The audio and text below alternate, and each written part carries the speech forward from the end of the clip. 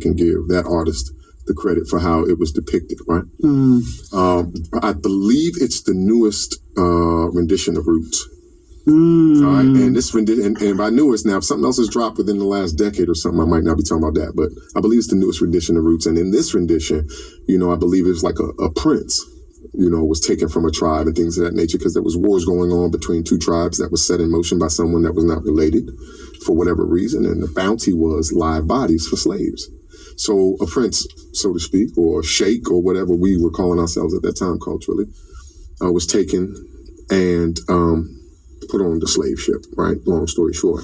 While he's in that slave ship, this is the scene. While he's in that slave ship, he's laying in that boat, and some of us that have studied things have seen some depictions of slave ships with everybody laying side by side and laying on top of each other in layers and things, right? They had us in this boat looking like sardines, right? In these depictions. Well, in that, he's in there, he's laying there, he's shackled, he's cuffed, and whoever this artist is, honors to this man, because I don't know where he had to go in his mind in order to bring that force forward so that I could consume that and then go on that journey, right?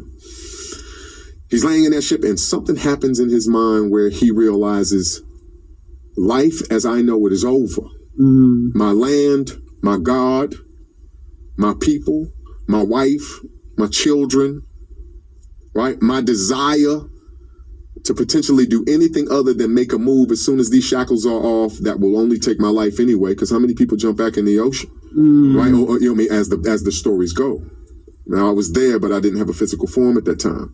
So, when you see how he reacts, when his mind breaks and he realizes that life is over as he knows it, that's what prison is like.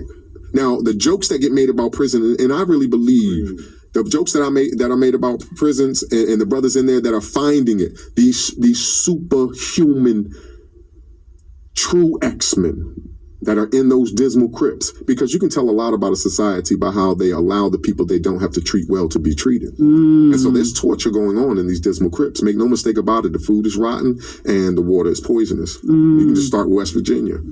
So these men find ways of laughing and making jokes, because if they don't, they'll kill themselves, they'll kill you, they'll cry and drown in it, right? So when you catch a man laughing in prison, right, a lot of times it's a have to, because the alternative to this is potentially a locked down institution, right? And this is why it goes from 0 to 60 so much, because some will be in there and be like, man, it wasn't really like that.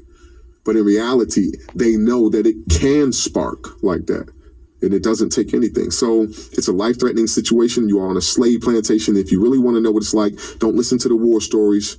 Just go ahead and watch some of those movies now and understand that those plantations still exist. And this is where your brothers and sisters, because women just get totally left out when they talk about prisons, like they don't capture our sisters and throw them in these dismal crypts as well, right? Right, the most powerful beings on the planet. Right, they've got them caged as well, so, which is even more dangerous, right?